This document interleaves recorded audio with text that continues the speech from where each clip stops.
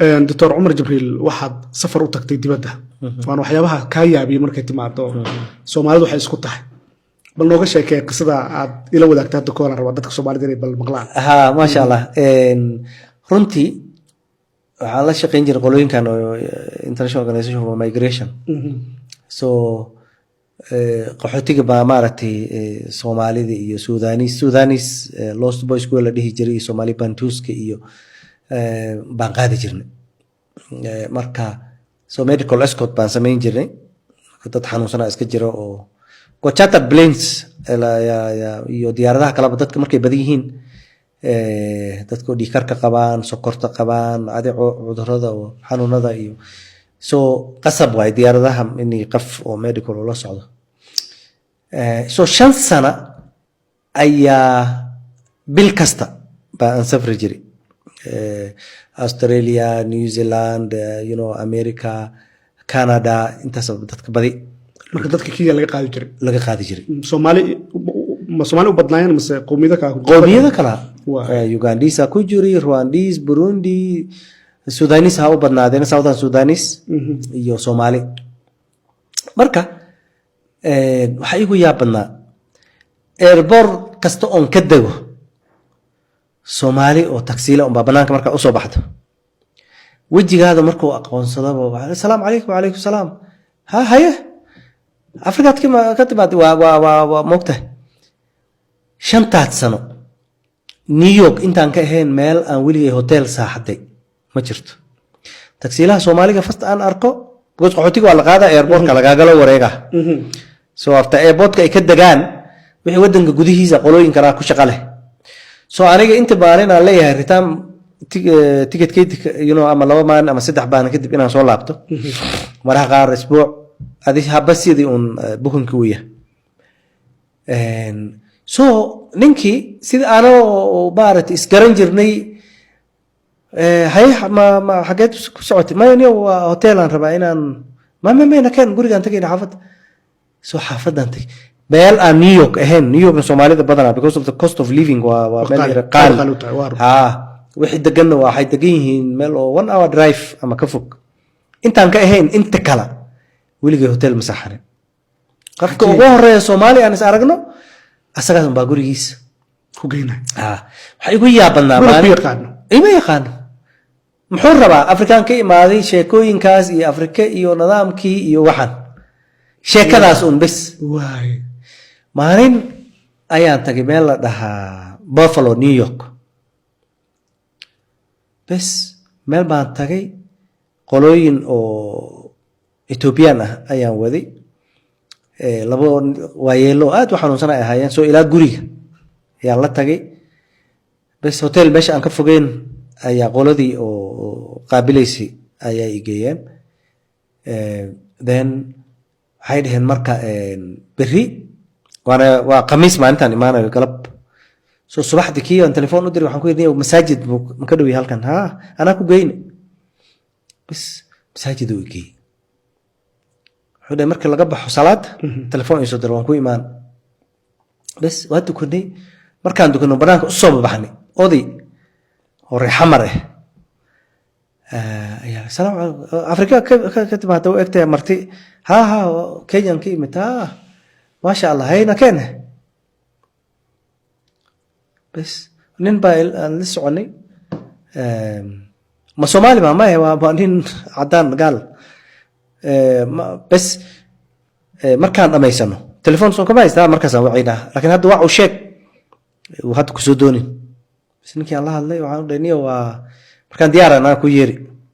سو قري كان تقني حافظيسي هروك وضع حافظي أن تقني wiilo asaga dhalay oo dhakhtar ayaa maaragtay uu qalan jibiyay marka xooga xaflad oo quraan akhrisa guriga ka yeelay gurigaan tagnay marka raashin aan la siiyay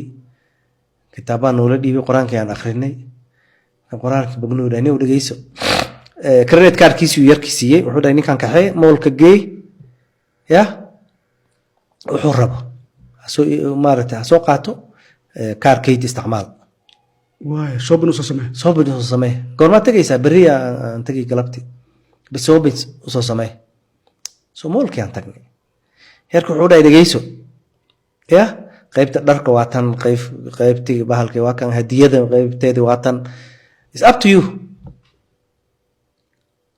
so one shot oo ilaa alaana aan haysto 2004 I think December ay ahayd aan u malayaa waan haystaa shaatigaas up to now iyo one perfume baan soo qaatay soo laabanay odaygii markaan soo laabanay hanaaq yarkii unbuu dhagaha ka raacay un why do you Allah maxaad u ogolaatay inuu ninkan kasoo tago moolka asagoo waxba soo qaadan he maxaba qeyr masuul baa tahay cajiib wiilkii dhakhtarka qalin jabiye waay Ha. oo canaanaya uu canaananaya uu leeyahay ninkan adeerka maxaa sac ugu soo adeegay maxaa ugu soo adeeg weyse adi waa do you even wait inuu asaga wax soo qaata adi u soo qaadeed Allahu akbar ima garanayo hataa isma sii wareysanin sidaas ya you can imagine and everywhere meel kasta sidaas ay ahayd waxaan xasuustaa waa meeshaan la dhahaa meeshaan uu ku yeelo Mayo Clinic baan qolo ayaan geeyey Rochester so yar baa marka airportkan iska raacnay gurigiisaan tagnay now I remember waxay ahayd Sabti axaddi bis bay guriga joogeen anina I had 7 days intaan soo laabanin ka hor bes meeshii baan joognay axaddaas unbay fasax lahaayeen raashinkaan cuni lahay 7 days bay kariyeen oo la geliyey fridge yani adiga waxba ha karinin la soo baxlay kullayso cun I will never forget Allah yeah aadiya ha was like up to Saturday waa shaqaynayaan Aha. Friday xataa bis bay fasax leeyihiin then shaqay ka imaanayaan habeenkii they have just about 6 hours 6 hours kaasa waa inay saxdaan those guys may saxanayn ka imaadaan at least 1 hour waa inay la qaataan meel ay geeyaan casho I remember habeen halkaasaan ka drive garaynay waxaan ka soo casheynay Minnesota soo laabanay habeenimo 2 hours meelahaas ay saxdeen oo maleeyay shaqo aadeen aniga waa iska saxdi oo shaqo mali that is how haji qabiila nahay ma garanayaan they mi weydiinin anina ma garanay hata waxay yihiin ina Soomaali tawacas Soomaalinima and that was all that's beautiful meel laga heli karo ma jirto ummad taas ku ah ma jirto isku jirto sheegin aabba kasta oo Soomaali ah aabbu ku leeyahay adeer uu ku leeyahay hooyo kasta hooyo ay ku leedahay marka hooyo ku leedahayna waa deep in her heart ma aha hooyo oo iska ma aha way ku tahay ya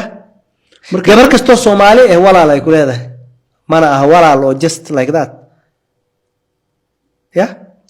kaf Soomaali oo ku dhibaysan meel Soomaalida ay ku yar tahay markuu ku arko kurbadi haaf way ka dagi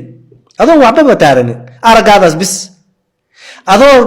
meel Soomaali ku yar tahay ama Soomaali ka filaynin qaf Soomaali marka ku aragto ya waa isbedeli adiga dhan and every Somali saas waay so this is wax unique ilaahay ba maaragtay u sameeyay sidan ba sidaan u sameeyay